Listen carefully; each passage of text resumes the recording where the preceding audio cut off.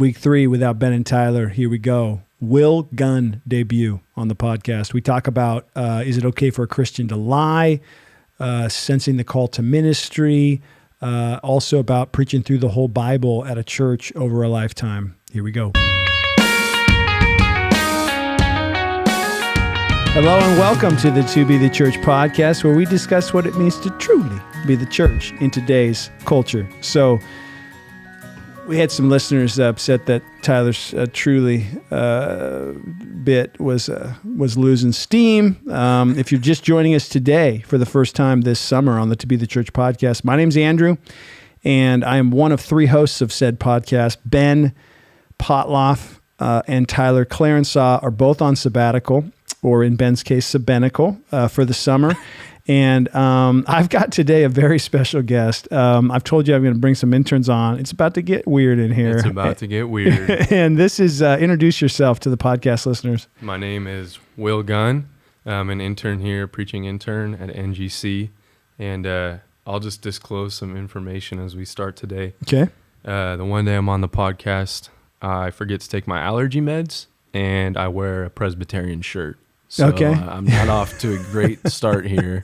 Yeah. So tell me about this shirt, RBC, and you got some pillars on that. Okay, what's going on? This is Reformation Bible College. Okay. That's where I was going to be headed this fall. Yeah. But there was a little mix-up with the credits, so I'm going to be... You're going to be staying in-house, man. I'm going to be staying in-house. So, dude, in-house, what you're here interning, preaching intern, East Vancouver, but you go... Tell us a little bit about your home church. My home church, technically, is Camas Washougal. Ben, I love you if you're watching this.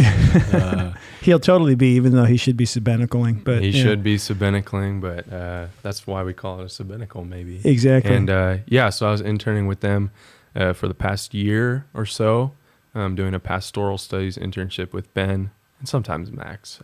Yeah. And Max is kind of interning, isn't he? No, I'm just kidding. So, Will, I think he's got promoted to an elder while yeah, something like that. So, dude, tell us about, dude, you got the dirt on Ben here for the podcast from one of his members, and he's taught you pastoral studies for the last year during the school year. So, tell us about that internship. Drop a little knowledge on us about Mr. Ben. I'll drop a couple bombs, Ben bombs, we can call them. A lot of alliteration today as I'm prepping for my sermon this Wednesday. It was a great time for me learning about what the church is and what the church isn't and the role that it plays. I think the best book we read was The Path to Being a Pastor by Bobby Jameson. Yeah, that's a good one. And Jameson really puts a highlight on different things like character and preparation and submitting to as one in the flock before you can then shepherd the flock. Oh, nice. Okay. And so those were some of those main ideas. But yeah, Ben he's a wonderful guy. He poured a lot into me. I'm super thankful. Yeah. And Yeah, Ben's the best, dude. I miss old Ben, dude. I know, Ben. Old Ben. I troll him on social media every once in a while when he posts funny selfies on his fitness account. Yeah. I don't know if the To Be the Church listeners know about Ben Potloff's fitness account. This is an Instagram thing, right? Yeah. It's an Instagram thing. I think he just benched 265 today. The dude can, he can move some weight, that guy. He's a beast. He is a beast, dude. Differences between interning with Ben and interning with me. What do you got? Okay. Ben is more dry and sarcastic. Okay. I love Ben. There's it's a smaller church sphere over there. Sure. And Andrew is kind of, how do I describe this? I don't want to offend you, man. No, dude, go. In a good way. Okay. Sporadic. I'm more sporadic. Yes. Yeah, dude. So frenetic might be the word too. Yeah. And you, let's just hope you have good sensory awareness. And different sorts of things. He's all over the board. Things will start flying at you. They'll like literally. Footballs, soft footballs, drinks, snacks. But it's a good time in there. Yeah, dude, that is true. Yeah, frenetic. I think the older I get too, the more weird kind of twitchy I get. So yeah, yeah, just imagine, man, years from now. All right. So dude, you want to go through some theology on here, don't you? I would love to. You'd love to do that. Okay. Yes. So we have a bunch of questions from listeners over the years, that are, over the last several weeks or a couple months that, ideas for the podcast, et cetera. So a lot of theology questions, dude. All right, here we go. So this question, here's the main question. Is there any time it is okay to lie, or is lying always a sin? All right. Yeah. So we've got the Hebrew midwives example. Yeah. From Exodus 1. Rahab. They don't mention that, but that's another example in there in the Old Testament narrative text about, she kind of steered the guys wrong that were looking for the spies in Jericho there. So what do you got, dude? I would say in general, I would not practice lying. I don't think it's something you should practice. That's a hard one. We have. I think in general, I would not practice lying. I think it's a good principle to institute. Okay, like not bearing false witness. Yes. Cool. Okay. I think there's certain times where this is a hard one. You want to phone a friend or? No. Can you get Ben on the line? I don't know. No. He's probably playing golf or lifting weights. Yeah. Or spending time with his family. Oh, totally. Yeah. But I want to say the cop-out answer is, well, God knows. Yeah. I think we certainly have times illustrated in Scripture where I think one thing to remember in this is that God, not that he would cause people to sin, but he uses that for the ultimate purpose of his will. Mm-hmm. And so this is kind of the idea. I'm working from Hebrews 12 in different places in my sermon. I think lying is sin. And so I would say no. Yeah. But there's certainly examples in Scripture where it is used. I think sin is sin. Yeah. It's a good answer, dude, because I mean, really, and the way I'd probably answer that is that, there's direct commands of do not bear false witness, obviously. And then we get these affirmed in the New Testament and that the believer shouldn't lie. But what the examples that are often given, Exodus 1, and then, in Joshua with Rahab, those are examples in narrative. You don't get the narrator in Exodus 1 is probably a better place where you get the narrator, affirming that what they did was righteous. Mm-hmm. And you don't get that same terminology from the narrator with Rahab. Right. But these are more, and it's kind of a overused term at this point, but it's more those are more descriptive events rather than prescriptive examples of like, here, so now do this, right? So, and I think you've got to lean on in issues like that in Scripture. You've got to lean on is this simply the narrator telling the story and showing how God uses all sorts of circumstances and all sorts of. I mean, Joseph narrative is a good example of where egregious sin. Acts 4 is a good example of egregious sin that God ultimately uses for his glory in the crucifixion of Christ. Yeah. And I know you've said this, I think it was yesterday too, but I don't like when we use the exception to prove the rule. Yep. And I think it's pretty clear in Scripture that God hates sin. In Psalm 5, God abhors evildoers. With language like that, sin is sin, but he can use that. And it will be used. But yeah, I think sin is probably a safer answer here. There you go. Very good. I've had do you bring notes here? Oh, you got paper? No, paper passed. Someone asks, gosh. Here we go. Someone asks, how do I look? How do you answer if they actually look bad? Okay, this is good. Is it okay to... Here's where the rubber meets the road. Yeah. Is this like if facts don't care about your feelings thing? Like, or what do you do there? So someone asks, do I look good? How do I look? And you have to answer them, okay? Oh, this is tough. This is the To Be the Church podcast, and we're talking about what it truly means to be the church in today's culture. So these are the issues, man. What do you got? How do I look? Yep. How do you answer if they look bad? Do you lie? Who's asking? Just anybody? Again, I have no idea. This is a question you got from our studio chief over there. I feel like I'm being thrown in the fire right now. Yeah. I'm not asking you how I look. No. Yeah. And I'm not going to answer.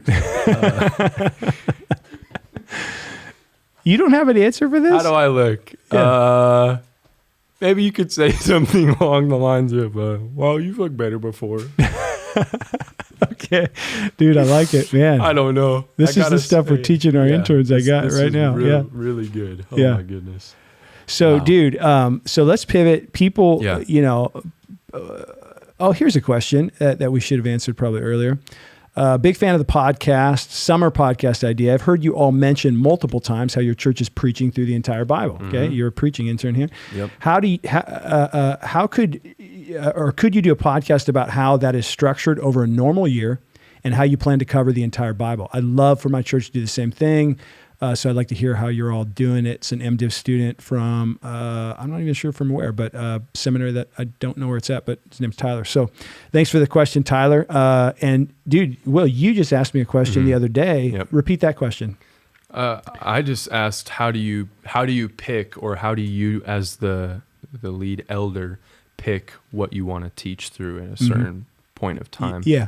And so, and each one of our churches, Ben over there in Camas and me here at East Vancouver has, like an elder a pastor elder who's responsible for, for leading the preaching of that campus. And so we're equipping guys, to teach and preach, and we're leading the pulpit on those Sundays. And so, so the way that I do it, now, when you hear preaching through the entire Bible, you've heard that us refer to it on the podcast here, Tyler. But what we're not preaching through like the whole Bible in a year type idea. I got here to our church. I was 29 in 2010, and my goal was to, Lord willing, by God's grace, stay in this place till I die. And I kind of calculated it out. It would take about 30 to 35 years. So I'd be, into my 60s, early 60s, and to preach through the whole Bible if we just go book by book through the Bible. And so I'm 12 and a half years in, almost 13 years in, and we're through 25 books, and we've done a few of them twice. And so the way that we, and so that's more like a 30-year vision kind of thing idea. But the way that works out practically on a year-to-year basis is like, we try to go Old Testament and New Testament at least 50-50. A lot of times we actually spend maybe 60% of the year in the Old Testament and 40% in the New Testament, but it's pretty even. We like to stagger it Old Testament, New Testament. So like this year, for instance, we started the year in 1 Samuel, for like 1 Samuel 1 through 12. And then we went to the book of Acts from Easter all the way through. We're finishing that series with Acts 16 this coming Sunday. Then we're going to go into Psalms for the summer. And then in this fall, we're planning to go to Philippians. And then for Advent, we'll probably be in, Isaiah or an Old Testament prophet or some Old Testament book before we jump back into 1 Samuel next January. So just that year, this 2023 is like a microcosm, right? You're going OT, NT. You're doing different genres. We had Old Testament narrative, New Testament narrative with Acts, and then you got epistle in the fall. You've got wisdom literature in the summer, maybe prophecy at Advent. So we're trying to get, and you can't really do it over a 12-month period, but as we look 18 months to 2 years, and we normally look about 3 years ahead in our preaching. So we're working on 2024 and 2025 right now, what those books are going to be.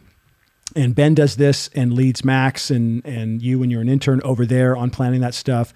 I do it over here and lead a team of several dudes that preach regularly here. And so we'll walk through that together, but they look to me kind of for leadership on, hey, what do we think the next book will be or whatever else. And so that's the way we structure it. My recommendation, just from my experience here doing this, would be to not spend more than like 15 consecutive weeks. That's an arbitrary number, but like that's a number that like you can get most epistles in 15 weeks. You can get a lot of the shorter Old Testament books in that time, or the longer narrative books where you have big passages, but like not spend really more than 15 to 17 weeks consecutive in one book. The sweet spot, I think, is like 10 to 12 weeks. And so when you got like a First Samuel and it's 30 chapters, you break it up on the logical, rhetorical breaks within the book. You study the book, you look at the structure, you find that like First Samuel 1 through 12 is really like the Samuel narrative before. In 12, he kind of does his retirement type of speech, even though he's still around for a while longer. Genesis is a good example, dude. 1 through 11 is there. Then you got Abraham. Then you got Isaac, Jacob. Then you got Joseph. So, and generations is the term in that's used told a ton of times in Genesis to kind of actually these are the generations, and those are break points, right, in that book if you wanted to go by that. So we broke Genesis up over 5 years, doing like 12 to 13 week series every fall.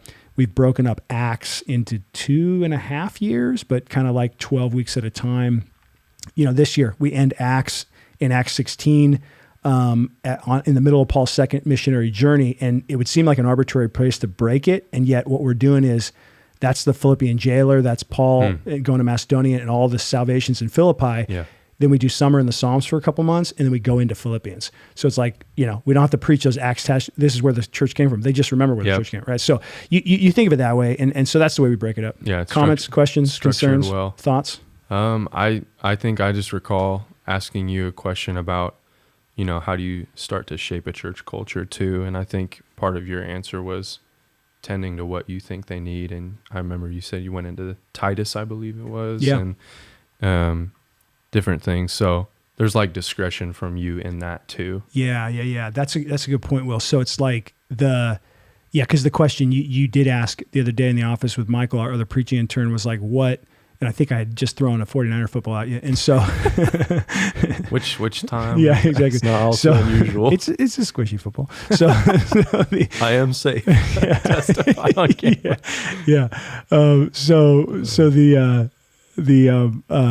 You asked like, hey, how do you decide which books are next? Yeah. And that's where, and Ben does that over there at Camus. And there came a point, some of the listeners who are from our local churches here will know that like Ben and I, his first 2.5 to 3 years that he was the lead pastor there at Camus, we were preaching the same book. Yeah. Like we went through Luke together, Ephesians together, Esther, several of the same books together. And so we would do the same passage every week. We actually had a little Preaching Exposed podcast. Have you ever listened to that? I haven't seen that. That's old school, dude. That's old Ben. Yeah. So, and where we would meet together in our first like 20 minutes of talking about the text after we both spent like half the week in it would be on a podcast, right? So it was kind of like a preaching podcast. So I think it had 4 listeners a week. So we're like super worth it. But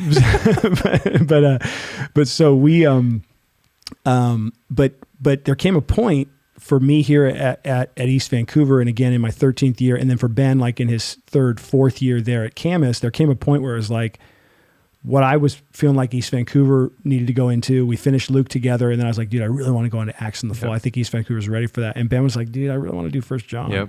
And so it was like a Paul and Barnabas thing, man. Sharp disagreement over Will. Sharp disagreement. I was like, he's not ready. Not ready for Acts, man. You need some 1 John. And so, which did benefit me greatly. Yeah, good, dude. And so, no, but that was just that natural point where we didn't have any disagreements over it. It is actually a perfect point, because I do think, and Ben would speak to it if he was here, that like there comes a point where as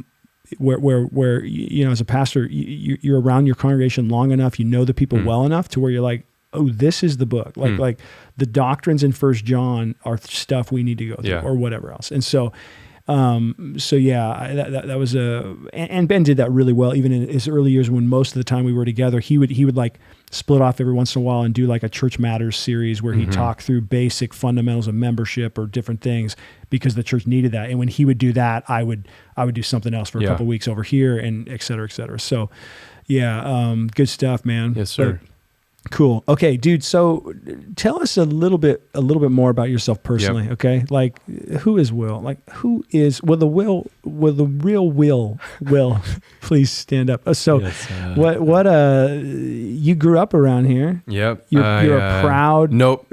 Not proud. You love it, dude. I don't love it. Admit it right now. I don't love it. Will is from Washougal. And so how long have you lived there? I've lived there for 18 and a half years, almost my whole life. So you lived there over 18 years. I've lived in Washougal for 5. Yeah.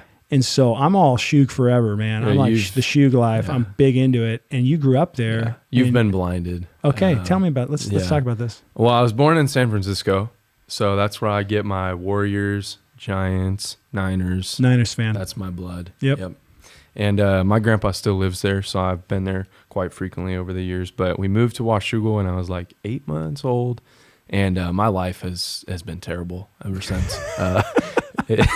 Just kidding. I hope your parents are listeners here. Oh, they're like, hey, we got to get out of here. No, I just didn't have a great experience with their school and sports, and that's maybe where my Okay, that's still fresh. strong dislike. That's still fresh for you. We don't say hate, but strong dislike. A strong dislike. Pretty much synonymous at this point. Well, you're only a couple years out of high school, so it's still fresh for you. Yeah. Is there a chance that you come back to a love for the Shug? No. Never. No. It's not gonna happen. Is the Shug dead to you? Yeah, it's dead to me. Ooh, yeah. it's pain, man. I'm more of a Camas, Vancouver man at heart. Oh, That's where it has my heart, you know. Wow. Yep. My youth group growing up was in Camas, so that's where I spent most of my time. Most of my friends were out there. Okay. And then my senior year, I transferred to Kingsway out in Hazeldale. Private school, yeah, so on the west side, yeah. That has my heart, and Camas as well. Okay. I do have some good friends out in Washougal, though. Yeah. So I live like 6 minutes from you. I wasn't referring to you. I have some other good friends, Ben included. Ben lives right near you. Yeah. So that's my trauma for the podcast. No, it's not. Yeah, the it's Shug, not trauma. man. Yeah. So What do you like about the Shug, dude? Out of curiosity, besides the mosquitoes and the rednecks, what do you like out there?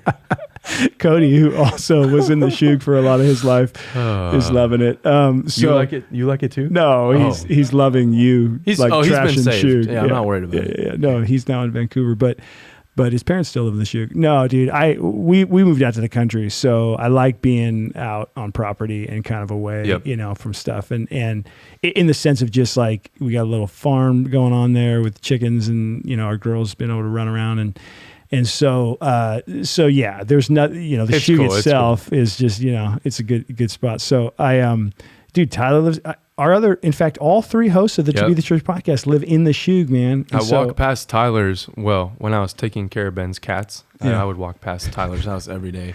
Dude, we should probably go into that real quick. So Ben leaves and goes on vacation and for his sabbatical, and you volunteer probably, right? No. Okay, he asked you, would you care for my cats? Yep. Did he say kitties or did he say cat? cats? Oh, he's a cat guy. He's a cat guy. Okay, that's news on the To Be the Church podcast. So Ben says you care for my cats. Couple cats? 2. Okay. I don't know the names definitively of either cat. Okay. Ben, A couple meetings too. Might be good. Mickey or Miki. Okay. Mickey, one of them. All right, cool. So care for my cats. Yep. Similar time frame. Another guy from the To Be the Church podcast, also who lives in Washougal. It was me.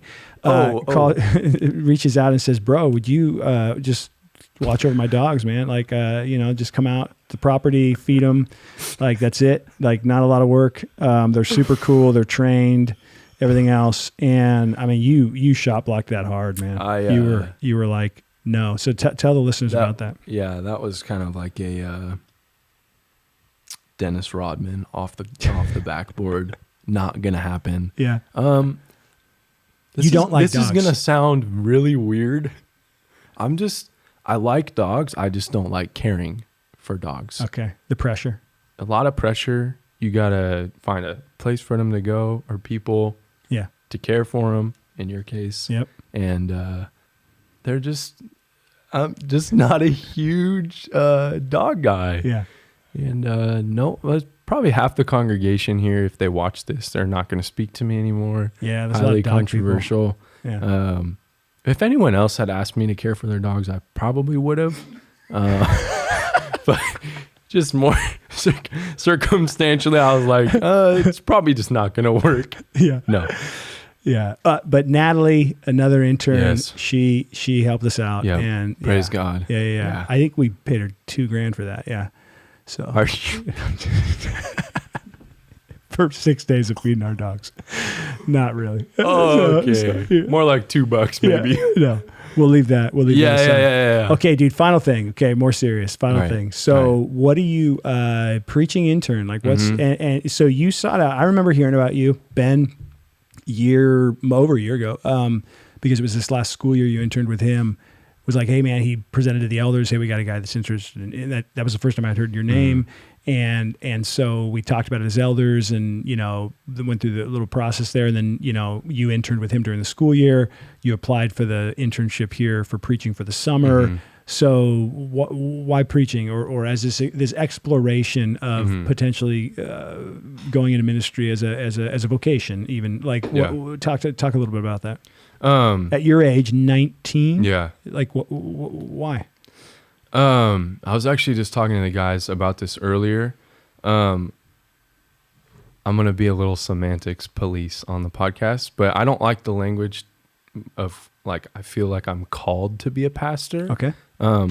It's something I aspire to. I aspire to it. I think when my life was radically transformed by the gospel and there was actually fruit of regeneration of the Spirit, I had a heart and a love for the scriptures like I can't explain. And in that, kind of combined with my love for speaking and that aspect of leadership vocally, throughout playing basketball, throughout youth group growing up, it was illuminated to me as something like, yeah, this is what I felt like, this is what I'm built for. And so in that, I aspire to those things. I love to preach the word. I feel like I've been given wisdom in that area. And it's humbling for me to even think that I would be able to preach the gospel right now to kids. Like, it's a very humbling thing to me. I'm not worthy of it.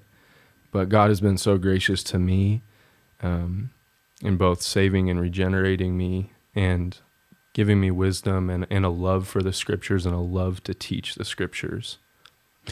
So talk about the affirmation of people around you related to that, parents, maybe Ben or whatever else. Like, talk about that a little bit. Yeah, I guess I steer away from that just out of almost like it's kind of almost like a backwards pride thing where it's like I want to be humble about it. But I've been told my whole life from grandma, from parents, from teachers, from friends' parents, they felt like I was a leader.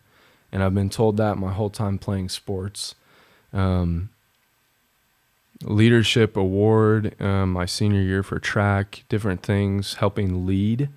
And so this is a theme that I have seen. It's not a once or twice sort of deal. I know that's certainly a case for some.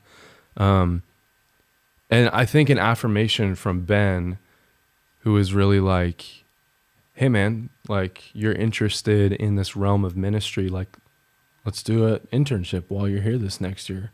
And I was like, yeah, let's do it. And I think in that, as I was starting to get reps, preaching at different local chapels for Christian schools, the youth group, the young adults group, it was a sort of thing where it was like, oh, there might be some possibility here. And giving me good criticism in my teaching and feedback, which is all things I've asked for. And so yeah, it's been affirmed in different stages in my life. And Ben has been super helpful, not only in affirming what he sees and the good qualities about me when teaching, but what I actually appreciate more about him is that he's willing to say, here's what I think you could do better, or here's what I think you could improve. That's real affirmation in my eyes. Yeah. Excellent, dude. And awesome. Yeah, Will. Dude, you did it. To Be the Church podcast, man. I think the listeners might know what it means to truly be the church in today's culture after that experience. So, shoot forever, bro. Or truly know what humor is. Or, you're included in that. Dude, just say shoot forever. Say it one time. No. Shoot for life? Nope. All right. I can't get him to confess. Nope. Yep. All right. Well, there it is. To Be the Church podcast. Will Gunn, everybody. And maybe you'll be back. Maybe not. We'll see. All right.